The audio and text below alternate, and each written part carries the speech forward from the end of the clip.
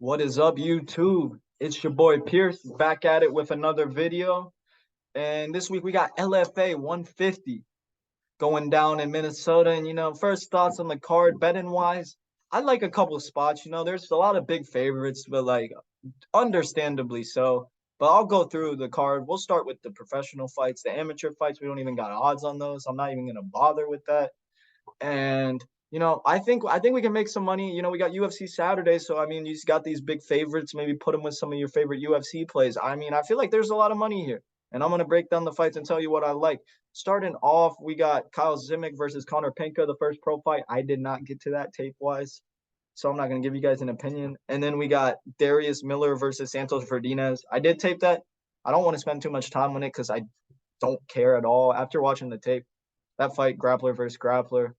The odds for that is Santos Ferdinand minus 300. I'm not even going to bother that. I'm not even going to give you guys a prediction on that one because I don't want to bet it. And I don't think you should either. But we'll start with the first fight of the night that I want to bet. And we got Jackson McVeigh versus Deven Paulsen. And we'll start with Deven Simba Paulsen. Deven Paulsen's an Alaska FC vet. Shout out to him. He's put on some fun fights in the Alaska FC banner. But I'm going to be real, respectfully. Deven Paulsen, he's 5-5. Seems like a nice guy, He's always smiling in his fights. Maybe he smoked a blunt before the fight. That's what it looks like to me personally. But Deven Paulsen, I mean, I'm gonna say it as it is. Not that good. I guess his best aspect is he's tough. If you guys want to watch a couple of his fights, I mean, they are fun to watch, but for different reasons. You'll understand if you watch. But I mean, yeah, he's tough. I guess you could say he's a hood boxer, hands down. Throwing wild hooks in the pocket. And Paulsen, what's his weakness? I mean, you see here his last 3 losses, all submissions. So what's the issue? You can take him down pretty easily. And grappling wise, his grappling's just not there. And I mean, his last fight, he did get a win. So coming in off of what was that? A second round knockout. So Deven Paulsen looking to make it 2 fights in a row, LFA debut. But realistically though, Jackson McVeigh is definitely gonna win this year. I mean, he's from Minnesota, I think. I might be wrong. No, he's from Missouri. Oh, my bad. But yeah, he's being brought in to win here. I mean, you look at his career; he's 6-1 as an amateur. This is his professional debut against Paulsen. So be wary of the 5-minute rounds. But I mean, I don't feel like this fight even makes out the first round. You look at McVeigh's record; you see a lot of submissions. He's a grappler first. Easy to tell when you watch his fights. He'll go for the upper body clinch takedowns, and then occasionally I will say he will jump for like a guillotine, or sometimes he'll lose position and end up on his back. But I mean, on his back, he's got a slick triangle choke. You see it here. He's got 1, 2, 3, triangle chokes in his amateur career. So he's definitely got a decent game off his back. But I don't even think that's gonna matter because he's just gonna take Paulsen down, probably submit him fairly easily. I mean, I don't think there's much to talk about in this fight. Jackson McVeigh is gonna win. Respect to Deven Paulsen for showing up, though, man. You a G. And I mean, Jackson McVeigh first round submission. I mean, you look at the odds. I don't think they have him on fight odds, but Jackson McVeigh is minus 800. Honestly, makes 100% sense. I would maybe line him higher than that. But yeah, Jackson McVeigh, feel free to parlay him. I don't see how he loses to Paulsen, but at the end of the day, it is his pro debut, so it's like, do what you want to do. I think he wins pretty easily. First round submission for McVeigh. And then we'll go to the next fight. This is probably one of my favorite prospects on the card. We got Adamu Isah versus Ganbat. Well, that's a tough last name. Bayasgalan, the Mongolian man. We'll call him Mr. Mongolia. So we got Mr. Mongolia here. He has not fought in about 4 years, probably longer than that, actually. Last time he fought was October of 2018. So yeah, he's coming in off a long layoff, and it's not even like he's young either. He's 33 years old, Mr. Mongolia. And Mr. Mongolia, what does he do? He's a southpaw striker. He's a very wild striker. I wouldn't say he's a technical savant at all. He'll try to like throw in the pocket, and I have seen him go to some grappling. You see here, he got a submission win in his second pro fight. He got a no hooks rear naked choke, so it's like it's not even the most technical fucking submission. But yeah, I do see him go for grappling actually a decent amount in some of his highlight videos. I haven't seen any of his full fights because I mean he fought in 2018 and it's on the Asian regional scene, so it's like good luck finding that tape. But yeah, I don't know what he's been up to for the past 4 years. It's a little weird because they made this fight very short notice. So I don't know if he's local in the area and they're trying to give Isah a setup fight. But we'll talk about Isah because Mr. Mongolia, there's a lot of unknowns on his side.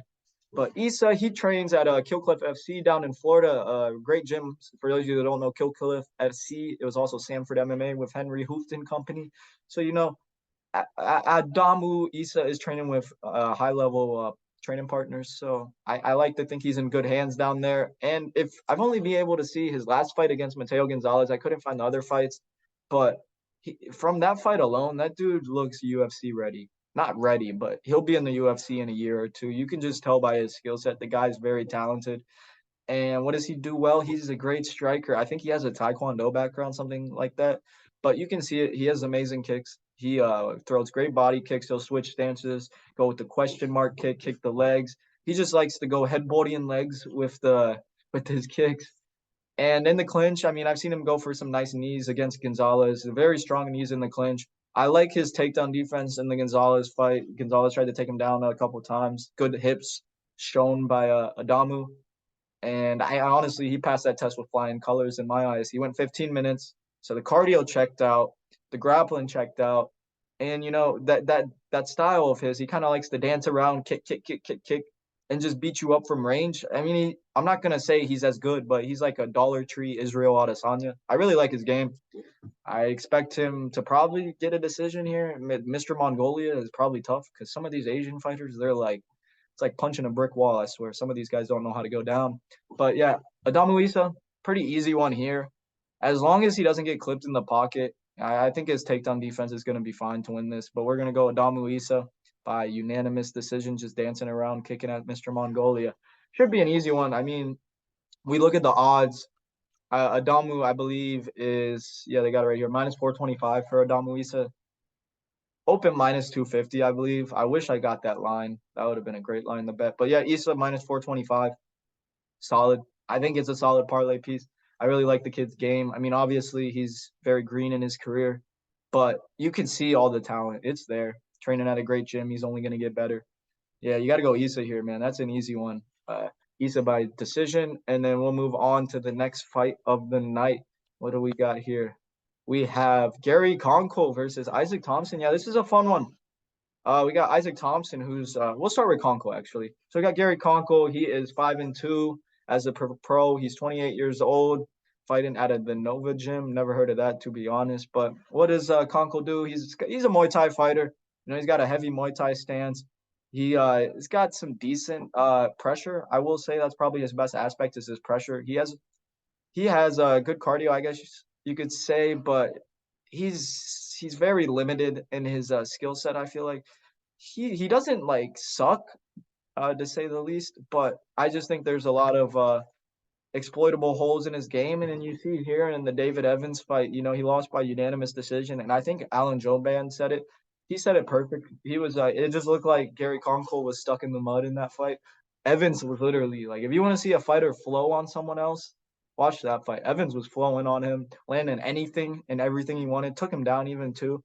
But he showed solid durability, Knokol did, but he really just got beat up for 3 rounds and didn't really have much to offer him. But he bounced back in the Sam Hernandez fight, got an arm triangle choke, but I mean 3-3. His other wins 9-18, 1-2, 1-2, 1-7. So it's like his wins aren't even like elite level fighters. And I mean, you watch his game. I mean, he's nothing special. I mean, he's a tough fighter. He's got good cardio. He's kind of just a vet. He's 28 years old though, which is impressive because I would have thought he was a lot older. But yeah, I mean, he's solid. Doesn't impress me too much. But we got a interesting matchup here to say the least. We have Isaac Thomson coming in 2-1, training at Team Alpha Male full time. This kid is safe to say he's a prodigy child. I think the commentators mentioned he grew up in a martial arts family in Australia, I believe. And he just had a background in like almost every single martial art, jiu-jitsu, karate, boxing. He's just very well-rounded fighter. And I mean, he's young. I think he's like 20 years old. I don't got an age on Tapology, 20 years old, 21. But he's been training at Alpha Male for the past year and a half now since moving to the States. and he hasn't fought last since Dorian Ramos in 2021. I mean, Dorian Ramos is a solid fighter, but you saw in that fight, Isaac is just it's very green. I mean, he was kind of pulling a Chase Hooper, rolling for leg locks and getting punched in the face at the same time. So not the best look in that fight, but I mean, he showed decent scrambling ability in that fight. You could tell he's a pretty good Brazilian jiu-jitsu guy. But I mean, in this matchup here against Knokol, I will say there's a lot of unknowns on the Thomson side because he hasn't fought in a year and he's so young. But you see here, I think it was his icon fight against Luis Garcia. He showed a great striking game. He was showing a lot of knees in the clinch, a lot of nice shots. I think he showed some good elbows as well. But I mean, you can see when he fights, he has a lot of skill. It's just all about putting it together. And I feel like taking a year off, training at a solid gym in Team Alpha Male. I wouldn't say it's the best gym in the country, but there's some crazy individuals there. But he's getting good looks. So I really expect him to beat Knokol here. How he beats him, I'm not entirely sure because it's like in one fight against Ramos, he's pulling leg locks, and then in the Luis Garcia fight, he's outstriking the dude. But if I'm Isaac Thomson, I mean, Knokol has got good takedown, not good, but he's got average takedown defense. It's not the worst thing in the world, but I think Thomson could have some grappling success. Knokol, I mean, I haven't really seen him tested against like a high level grappler. I mean, David Evans took him down. And I mean, even on the feet, I don't even like say Thomson's like out of it on the feet. I think he can like use his range, use that karate background to throw some kicks. And honestly, it's just hard not to pick Isaac Thomson because you look at his IG. He's followed by a lot of the Team Alpha Male guys. You can tell he's in the inner circle. Tim Simpson, who's Leon Edwards, Israel Adesanya, their agent. He is his agent as well. So you tend to think he's the A side here. They're trying to give him a bounce back fight. Hopefully Thomson looks good, man. I think this kid could have a bright future the way these people be hyping him up. But we go to the odds here. I mean, it's minus 205 for Isaac Thomson, plus 165 for Knokol. And I'm a little upset because I woke up this morning to find out the odds are out. Thomson opened like plus 200. Plus 200 for Isaac Thomson. If I got that line, I'm sure it was around for like, what, 1 minute probably. That's actually nuts, the fact they opened him as the underdog. But minus 205 tends to be more accurate. I mean, you can't line him that much higher than 205, minus 205, because it's like, yes, he probably is the A side, but it's like we need to see it first before we can like back him with serious money. But I mean, I'm still probably gonna parlay him here because like you look at a lot of these odds, there's a lot of big favorites. You're gonna need like a decent, like shortly lined fight to make the parlays a little bit more enticing. But we'll go with Isaac Thomson. Good win for him. Let's get a good winning streak going, and then maybe get a contender series call in a couple years. But yeah, we're gonna go Isaac Thomson. How he wins, God, I could not tell you. We'll go decision, I guess. Knokol is pretty tough. I'll give him that. Tough motherfucker. But we'll go Isaac Thomson by decision. And then we got the next fight here in the bantamweight division. We got Quang Lee versus Henry Huff. And I feel like this is another easy fight to break down. You got Henry Huff. I don't think I was able to find many of his fights. There's only one fight I found. It was the LFA fight against Felipe Martinez Donis. And in that fight, I mean, Huff kind of got taken down for the first 2 rounds. Didn't really have much to offer off his back. But I would say in the 3rd round, he rallied back, won the 3rd round, but it was like too little, too late. So I can't really tell you guys a good breakdown on Huff because I've only seen one of his fights. Maybe I'll do some more diving, go check out it. I don't know if he has an Instagram. Wasn't able to find that. But we will have to do a deeper dive on him. But I mean, overall, from like the one fight I did watch, I was not impressed at all. I guess you could say he's a wrestler. I'm not even entirely sure what his game is. I mean, I saw him get leg kick a couple of times too, so that's not a good look, lad.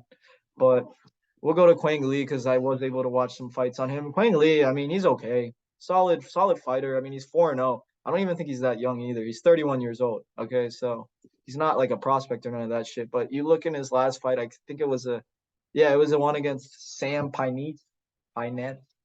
He looks solid in that fight. Quang Lee's got a Muay Thai background. You can see it. He has a decent switch kick, good kicks to the body, good kicks to the legs. And although he does have a Muay Thai style to him, he's got good timing on his takedowns. I like his double leg takedown. And his grappling overall is not that bad. I've seen it. I think he got taken down in that Pine Nets fight. Scrambled up pretty well, got to his feet, a lot of urgency in the get up. So that's good to see considering Huff is probably going to look to grapple here. But if I'm Quang Lee, I mean, he's probably wins wherever the fight goes. I think he's probably the better grappler on the feet. Quang Lee all day. But I mean, you go to the odds. I'm not even going to talk much about this one. Quang Lee's minus 900, guys.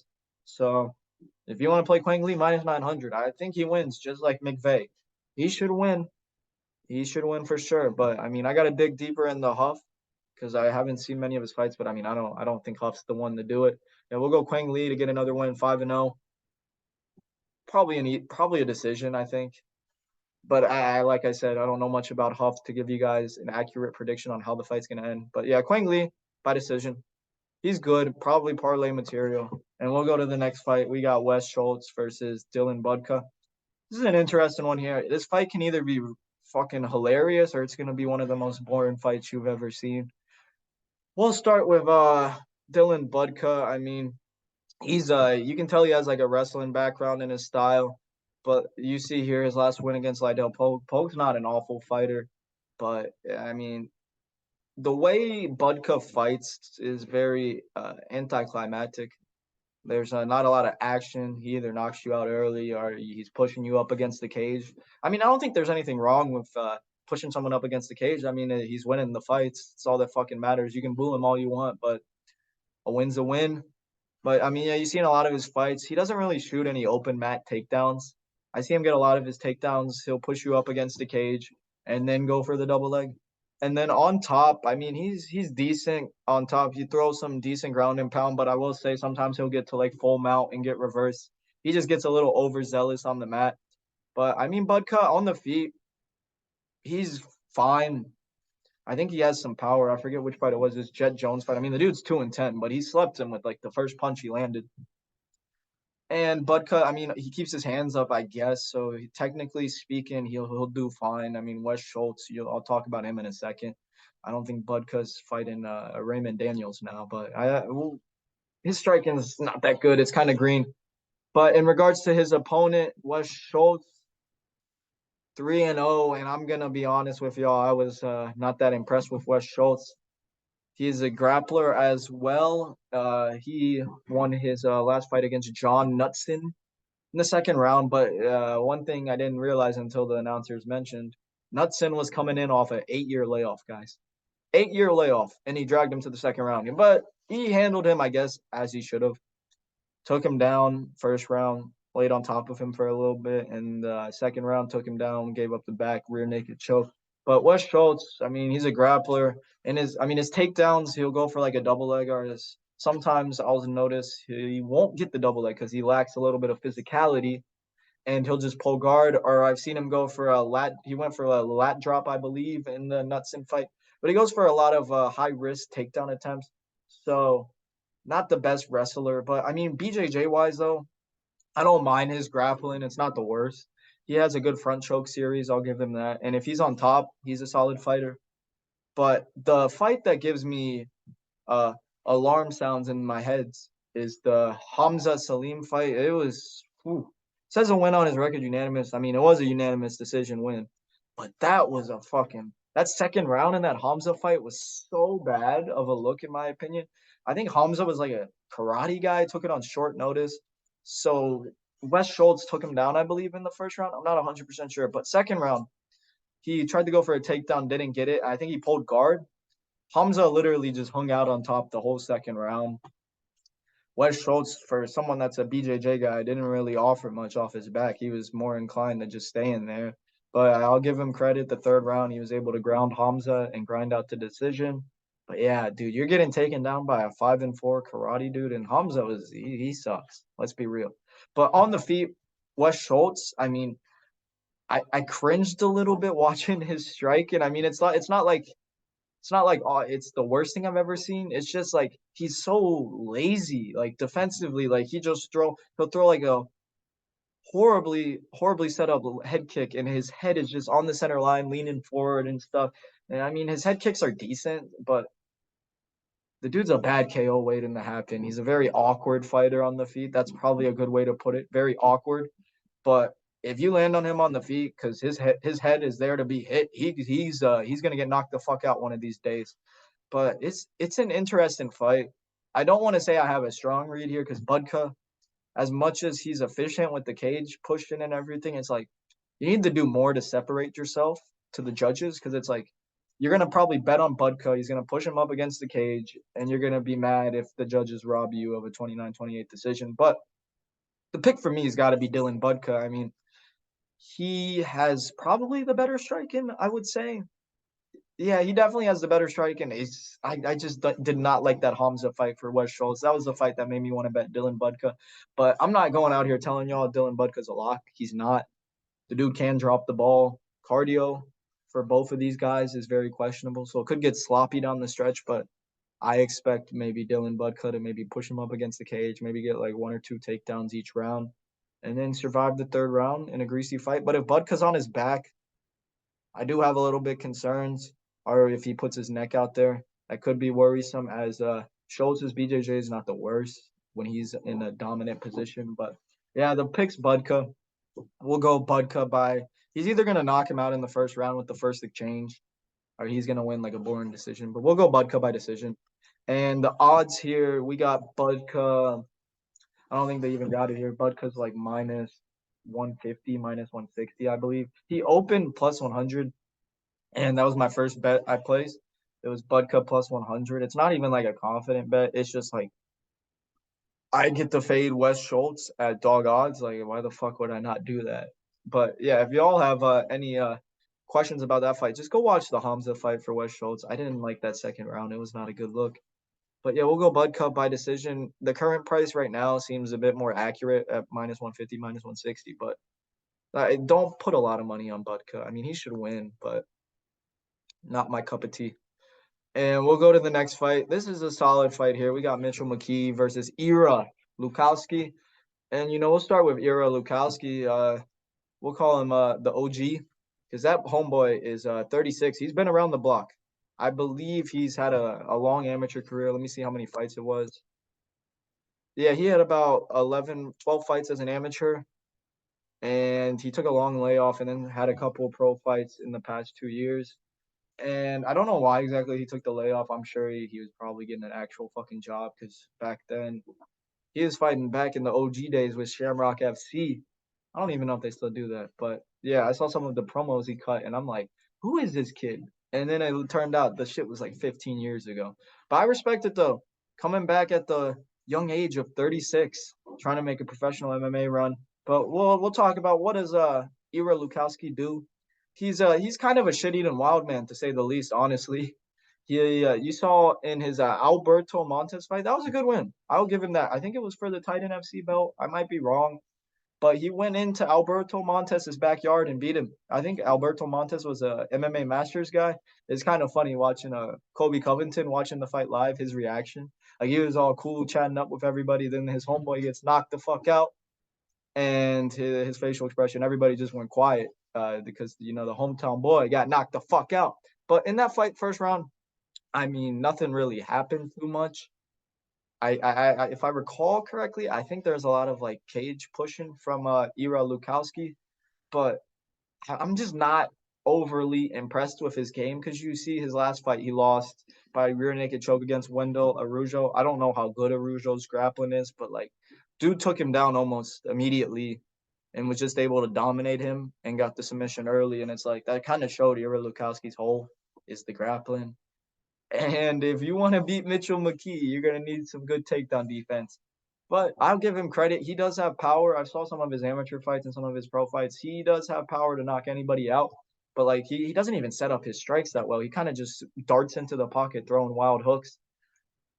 But yeah, overall, not really impressed by Ira Lukowsky, 36 years old, so the age is not in his favor either. And he's fighting a fucking stud. Second Killcliff FC guy of the night. So, we got Isah and then another Killcliff FC prospect in Mitchell McKee, who, if y'all didn't know, he wrestled at Division I at Minnesota University. And, where are these fights again? Yeah, Minnesota. So, he's the hometown guy. And He's actually a really good wrestler. I believe, if I'm correct, 2-time All-American, D1, 2-time D1 All-American, 4-time NCAA tournament qualifier. So, he's got the accolades to back it up. And I mean, you see in his career, he went pro. He didn't even need any amateur fights. 3-0 as a pro, and then it kind of just shows in his fights that he's got elite wrestling because he's just taking these guys down at will, chaining takedowns. I will say he could use some more ground and pound with his takedowns, but I don't even think cardio is an issue here either. I mean, you see in 2 of his fights, he got second round finishes. He was able to chain takedowns pretty easily.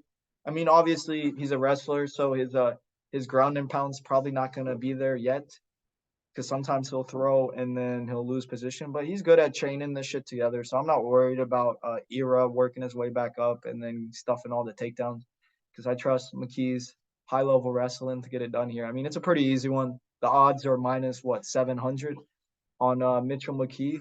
That's an easy one as well. I'm honestly surprised Mitchell McKee's not a bigger favorite. Actually, no, minus 700 is a pretty big favorite. But Mitchell McKee, yeah, should get it done in the first round. I mean, you saw Era's last fight. It's pretty telling what's going to happen. Probably going to take him down. I don't know if he's going to submit him or not. But, yeah, first round finish for Mitchell McKee. Killcliff FC is probably going to go 2-0 on Friday. But, yeah, that's an easy one as well. And then we got another this should be a fun fight. This is probably one of my favorite fights I'm looking forward to watch. Scott Writz versus Jalin Fuller. And we'll start with Scott Writz. He's an older gentleman. He's 30 years old, training at a Rising Sun MMA. I've never heard of that gym, but he's been around the game for a while. I think, let me see how many amateur fights he had. He had 7 amateur fights. This is 8 pro fights. So, he's very experienced. He's not a horrible fighter. I mean, you watch him fight. He's a southpaw counter striker. He's got a decent check right hook, good counters. I mean, his striking's solid. He's got good body kicks. I wouldn't say like he's the worst fighter I've ever seen, but like an issue I have with Scott Ritz's game is his inactivity. I mean, you see here in his loss. I wasn't able to see the loss against St. Louis, but the Josh Streaker fight, that was kind of his big step up in 2019 Bellator debut. And Josh Streaker kind of just danced around and beat his ass the whole fight. I mean, Ritz is like he's very like technical, very good. He's just very basic, but he can be efficient at times. I mean, you're not 6-2 for no reason, but he's just kind of keeps it too simple to the point where it's like, you gonna go, buddy? Like, you know what I mean? And in the Streaker fight, Streaker just danced around and knocked him out. That was a fucking vicious knockout by Streaker. And then, but I mean, you do see he's bounced back pretty strongly after those 2 losses. He's 4-0 since then. And you were able to see in the Craig Fruit fight, I think he dropped the dude and was able to finish him with ground and pound. But I mean, I feel like he's very one-dimensional. I haven't seen him grapple as much. I'm not saying he has bad grappling defensively. I've just never seen him go to it offensively. So I guess you can really expect him to stay in the pocket and just counter with you. But even then, like he doesn't. I don't rate his head movement that much. I kind of think his head is on the center line. So it's like shots up the middle. He's there to be hit. And it's like if you're not gonna go first, you know who is gonna go first? Jalin Fuller. And we got Jalin Fuller, who's also 6-2 as well.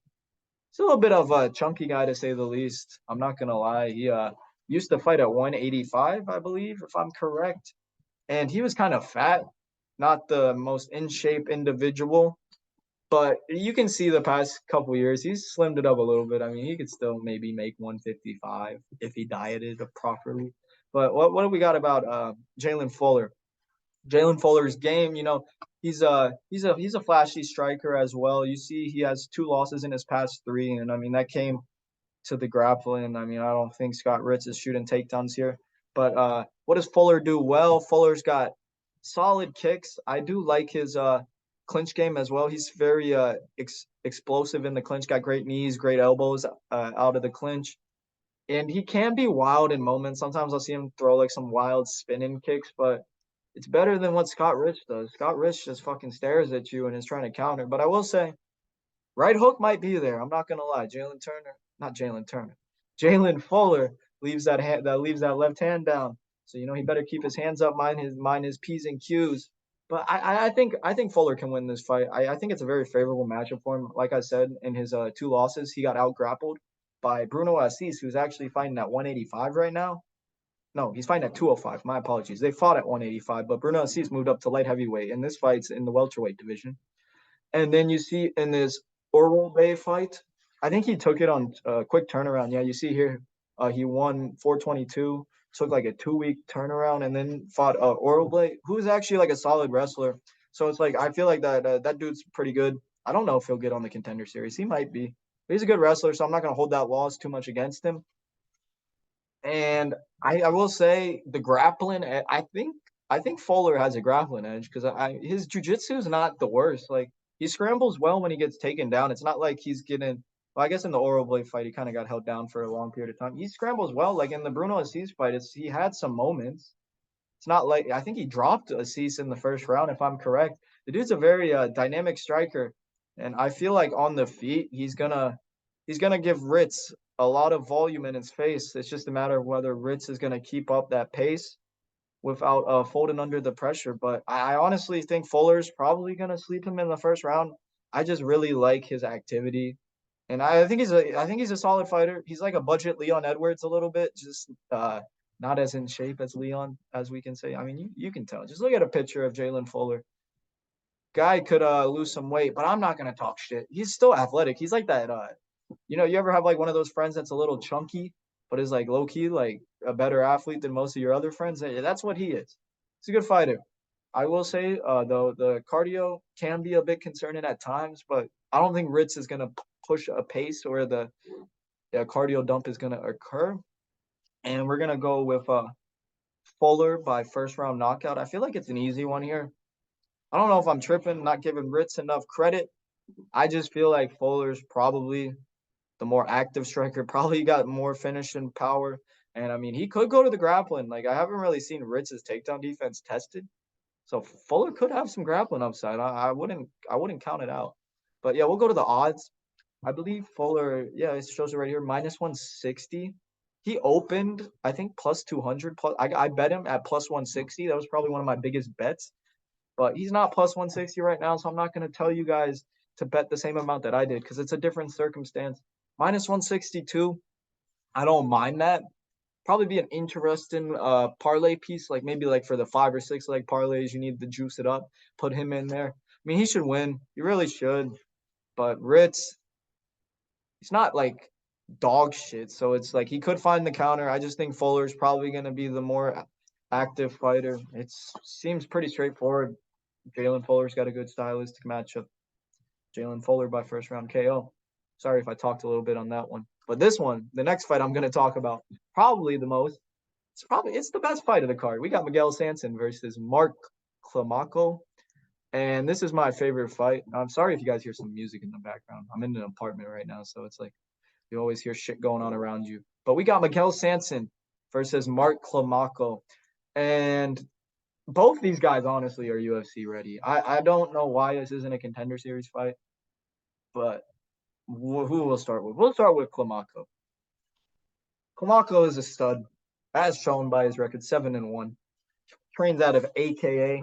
I don't really know who's at AKA right now. I think the Russians. I don't know if the Russians are still there, but he trains at AKA, good gym. And I mean, you see in his game, he's not a dynamic fighter at all. He's very basic. If anything, on the feet, he'll throw a jab straight, 1-2, and then he'll follow it up with a left body kick from the southpaw stance, and he'll just throw that 1-2 body kick. But Climaco's not really a big finisher, in my opinion. His style is a good way to put it is he's a good minute winner. And the reason I say that is he has a very, very solid takedowns. His entries are very nice. I really like his wrestling. I like his reactive double leg takedown. His single legs are solid. He's got good slams. I mean, the dude's wrestling is very high level. But as most flyweight fights are, he can get scrambled on. I'm not saying he can get taken down. He has shown good takedown defense. I don't know if anybody's really controlled him for long periods of time. But when Climaco's on top, he's decent at holding dudes down, I guess, if he has your back. But if he doesn't have your back, you're probably going to scramble up. But, like, Climaco's perfectly fine with that. He's more than willing to, like, do, like, 2, 3, 4 takedowns. Like, he doesn't, like, gas out. I haven't seen him gas out, at least. I will say he can slow down in fights. and get the takedown stuffed as the later the fight goes. But it's an interesting fight here because you look at Climaco, I think he's like 5'4". Yeah, 5'4", 65-inch reach. That's the only thing I don't like about him. He's a little bit small for the division. But he's got a tough test ahead of him. For those of y'all that don't know Miguel Sanson, he's kind of a new face in the game because it's crazy. He's been training for what? I think 2.5 to 3 years. He's been training professionally. No, not professionally. MMA. He's been training MMA for 3 years. And if you watch him fight, you would have thought he's been training his whole life. The dude is so fucking talented. It's fucking insane. For 3 years of training. 3 fucking years, and he's this good. And I mean, you look at his game. What does he do well? He's a very patient fighter. He's not going to try to do too much. He'll keep it basic. He throws a great jab, 1-2, kind of hits you with the overhand over the top. And his grappling is actually very, very good too. He had to have a wrestling background or something. He's got a great single leg. That's his move. He'll stick to that single leg and he'll finish that with the best of them. And as shown in the Tyus White fight, he was able to take him down, just beat him up on the feet. It was a great win because Tyus White's a good prospect. And I really think Sanson's got a bright future out of him. The kid's only 23. Is that correct? Yeah, 23 versus 25 here. So both these guys are very, very young prospects.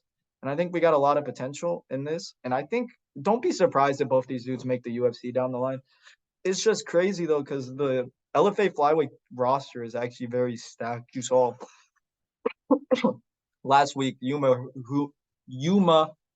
Horuchi versus Buenas. Oh, yeah, we forgot to talk about Climaco. He got knocked out by Yuma. And that was kind of more of a fluke, in my opinion. Yuma hit him with a straight right down the middle, and Climaco was out. I don't want to say, actually, no, it's not a fluke. That's a bad way to put it. Climaco is there to be hit on the center line. I will say his head movement's not the best, but he's able to just take dudes down and control them to win fights. But Sanson, do I think he wins? It's a close fight. I think what's the deciding factor going to be here on who I'm going to bet? You look at Sanson, they don't say it here. He has, I think, a 5-inch reach and a 3-inch height advantage. So he's going to be the bigger party. I want to see the weigh-ins because this is going to be interesting to see how much bigger Sanson is than Climaco because Sanson cuts a lot of weight. You can tell the guy's very big for the division. I think he used to fight at 135 in the amateur days. But yeah, if y'all aren't familiar with both of these two, I recommend watching some of their fights. These guys are fucking studs.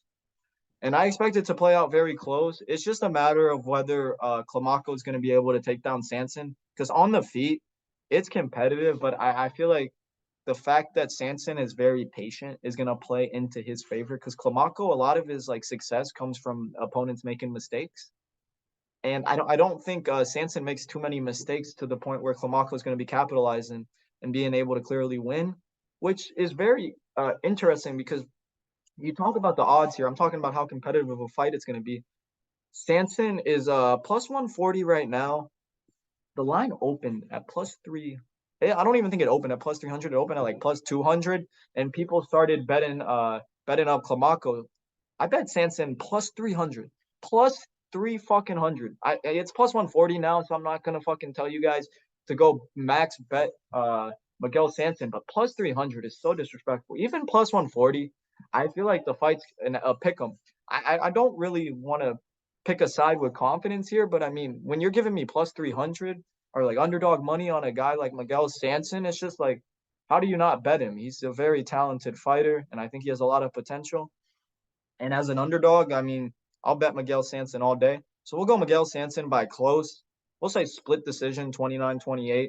Sanson gets it done. And I mean, don't be surprised whoever wins this fight ends up on Contender Series or the UFC very shortly. But we'll go to the co-main event of the night.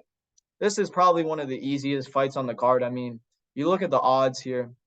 I don't even need to break this down too much. We got Thomas Peterson versus Richard Foster. Thomas Peterson's minus 1,500 favorite. Richard Foster, I think he's like, what? He's got to be like 40 years old, 38 years old. Yeah, Peterson all day here, honestly. I'm not going to waste too much time because I did spend a lot of time on the past 2 breakdowns. Peterson is going to probably take him down and ground and pound him. I mean, Foster, I did see a submission underground fight. If you can call those fights, I don't even know if those count as fights. But I saw him in submission underground. grappling was all right, I guess. But I wasn't able to see any of his MMA fights, so it's like probably being brought in to lose. The dude's 38 fucking years old, and Peterson actually is a decent heavyweight. His one loss came to Waldo Cortez Acosta. For those of you familiar with Waldo, Waldo is in the UFC right now, and that was the title fight. I mean, it's not even like Peterson looked bad. He was able to take down Waldo. It's just the third round, Waldo really was just able to out cardio Peterson and was able to finish him on the feet. And that was a pretty wild fight. Waldo pulled off the upset in Peterson's hometown. But then Peterson bounced back against the bomb in his next fight. Was just able to lay on top of him for the first round, and then ended up finishing him with ground and pound in the second. But I'm not gonna waste your guys' time on this one. Peterson all day takes him down, probably finishes him in the first round. He's minus 1,500, guys, buddy. That's an easy bet, probably the easiest on the card. And we got the main event. This is a very solid fight. We have Ari Farias versus John Sweeney. And we'll start with Ari. He is 12-3. He's getting up there in age. He's 33, but those of you familiar with grappling probably know him. He was an IBJJF world champion. I think it was a purple belt division. But I mean, yeah, you just looking at his accolades, you know what he's going to try to do. Ari's going to try to take you down, get on top of you, take your back, and choke you the fuck out. Striking, I mean, you see in his last recent loss against Marcus Brino, he got knocked the fuck out in the first round. Striking's non-existent. I've never seen him strike for long periods of time because he's just not a good striker. It's a good way to put it. But I will say, for those of y'all that want to see a fucking bloodbath of a fight, watch his fight with Simon Oliveira, who's also in the UFC for ACB.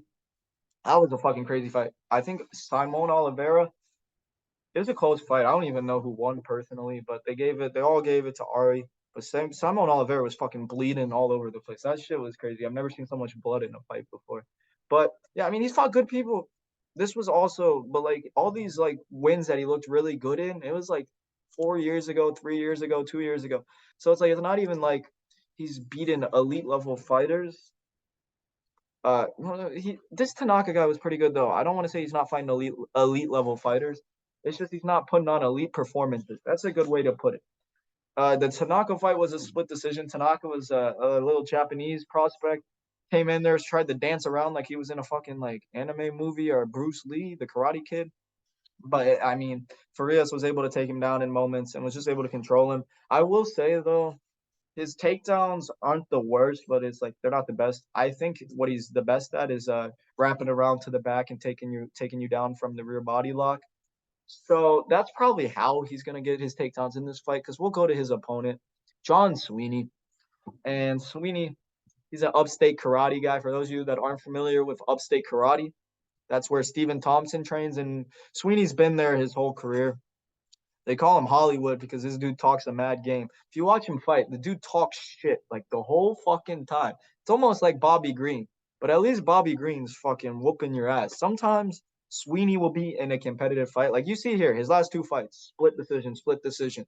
Good fighters. He's not fighting bums, but like when the fights, it'll be like the third round in his last fight against Ricardo Diaz. He's talking shit. And I'm like, bro, it's a close fight. Fucking win the fucking round. And even in the Cole Smith fight, he did the same shit. He won. Don't get me wrong. The guy's fucking talented as fuck. But like, focus on winning the fight and talk shit after the fight. But I'm not gonna hate on a dude for talking shit because it's entertaining as fuck. But you see at the gym, he trains at Upstate Karate, so you already know what he does. He's a karate guy. He's a very explosive fighter, starts in and out a lot. His high kicks are fucking crazy fast. His hands, he's got fast hands. He's got, he likes to throw a lot of those wild hooks. But I will say he's got some power in his hands. You see in his fight against Cole Smith, for those of you that aren't familiar with Cole Smith, he fought in the UFC a couple times in 2020. So it's a UFC vet, former UFC fighter, and Cole Smith, he beat him. That's a good win. Ricardo Diaz, I mean, that dude's fine as well. But then you see his losses. He lost to Cody Durden in 2020 and this Sapa guy. But, I mean, I'm assuming – he got KO'd by Cody Durden. I was trying to find that fight. I couldn't find it. But he's looked good recently. He's on a 5-5 winning streak. But, I mean, they're all close decisions. So it's not like Sweeney is running away with any fights. I will say he has great hips. I've seen a lot of his opponents try to take him down. I think he did get taken down against Cole Smith. But he was able to fight back up to the feet. He does a good job of like getting his underhooks and finding his way to the cage and getting up. But I will say he needs to be very fucking careful on his get ups because if you get taken down or just for the slight second against Farias, do not give up your back, Sweeney, please. But the reason I was talking about Farias is probably going to need to go to the rear body locks because Sweeney's got a great sprawl. He's got very strong hips, so I don't expect Farias with his because his wrestling's not nothing special. He's got a good jujitsu, but his wrestling's not that good. I don't expect Farias to get double legs and single legs on Sweeney. So I honestly expect this to be a very whoever wins is gonna win probably pretty comfortably. You got grappler versus striker. Both dudes have massive advantages in their realm of the fight. And the reason this one's interesting to me because it's like I would line it personally a pick 'em because I you can't put Sweeney as a favorite just based on the fact that it's like what's the way to put it here? You don't want to put Sweeney as the favorite because he's never really like covering a favorite price. He doesn't win fights like by a large margin. He's always in close fights. And for Rios, I mean, he has the massive grappling edge. So I mean, you kind of got to make the grappler the favorite. But minus 220 plus 180 comeback on Sweeney. I feel like that's a bit disrespectful. I don't want to tell you guys to go bet Sweeney because I'm not even sure if I want to play it. But I mean, at plus 180, he's worth like a sprinkle. Maybe see how the night's going and then bet him if you're having a good night. But for Rios, I mean, the fight, it opened at minus 132. That's an accurate line. I would personally agree with the opener, but minus 220, like I can't get to that. I know he has a massive grappling edge, but it's like I like Sweeney's hips. I think he's a solid fighter, and if it's on the feet, Sweeney all day. We'll take plus 180 on a fight that I think's a toss up. Yeah, we'll go with Sweeney by we'll go first round knockout. I don't like Farias' striking at all. I think Sweeney could time a beautiful head kick on him and put him to sleep. Just mind your P's and Q's, Sweeney. Don't get your back taken, and you probably win this fight. And that's gonna be it. I'll do a quick little recap on what I want to bet, but based on my predictions, I think you all know who I want. So we'll start with my two bets that I placed. I bet on Miguel Sanson, but it was at big dog odds. It was plus 300. He's not plus 300 right now. And I bet Jalin Fuller at plus 160. He's not plus 160 right now either, but I still like both those dudes to win. Jalin Fuller, I would probably not play him straight, at least at this price, minus 160. I would line him maybe minus 200 for myself, but it's betting him as an underdog is a good bet, but betting him as a favorite, you're playing with fire. But Sanson plus 140. If y'all want to bet that, I'm not gonna hate that at all. I think it's a 50-50 fight. And Sanson as a dog, I mean, his skill set is like it's like Danny Sabatello. Like I bet Danny Sabatello as an underdog. It's like when you have that skill set and the odds are that against you, you just have to auto bet him off of principle. And that's what I did with Sanson. He might lose a split decision, but I think it's a close fight. And then we talk about who we want to parlay because we need to find a way to make some money on this card. I know you guys probably got some UFC bets that you want to parlay as well because there is a couple big favorites in UFC. So maybe we'll put together like a little parlay builder. We'll see. But parlay pieces, Isah minus 425. That will probably make the parlays a little bit more playable. Minus 425 Isah, don't mind it. And I mean, if you want to parlay him with two other people, I would say Thomas Peterson, but he's minus 1,500. I don't know what value you get out of minus 1,500, but we'll say I'll give you a four-fighter parlay. Thomas Peterson. We'll go Thomas Peterson, Mitchell McKee, McVeigh, and Isah. So those four guys: Isah, McVeigh, McKee, Peterson. I think that's a good parlay. And if you want to add some legs to it, like the next confident bets, Thomson. Probably add Thomson to that parlay, make it juicy. I think Thomson might be the guy you put in the parlays to juice up the odds. I just think he's the A side here. You got to side with Thomson. It looks like he has a lot of talent. So, yeah, those four guys parlay. Maybe add Thomson. Maybe add Fuller if you want to. I think you just got to approach this card very conservatively. I mean, it is LFA. I also forgot Quang Lee. You can parlay him as well. I mean, they're all big favorites, so they should win. It's just one might lose. It's just a matter of picking which one you think has the biggest chance of getting upsetted. But honestly, all those big favorites, I think they win. So if you want to like put them together with your favorite UFC plays, I think you can make some nice parlays here. But yeah, we'll go with that. Those 5 guys, I kind of like parlay material, and then straight bets, Sanson, Fuller. I did play Dylan Budka as well. I guess you can maybe, I don't want to say parlay Dylan Budka. Don't listen to me. But I played Budka straight up as well. And yeah, it's nothing much to this card. I feel like it's pretty straightforward. I think it's going to be a good card. All these, as much as like all these guys are big favorites, I think they all win very, very, very comfortably. If there was one I say leave out the parlays, probably Quang Lee just because he's 9-1 and I don't think he's that good. Or Peterson because it's heavyweights, but Peterson's not fucking losing. They want him in the UFC really bad. LFA does. But yeah, I'm gonna stop rambling. I appreciate you guys that are still watching the video right now. Y'all are the OGs. Bird is the word. Hopefully, I see you guys next time, a richer man. Let's fucking go.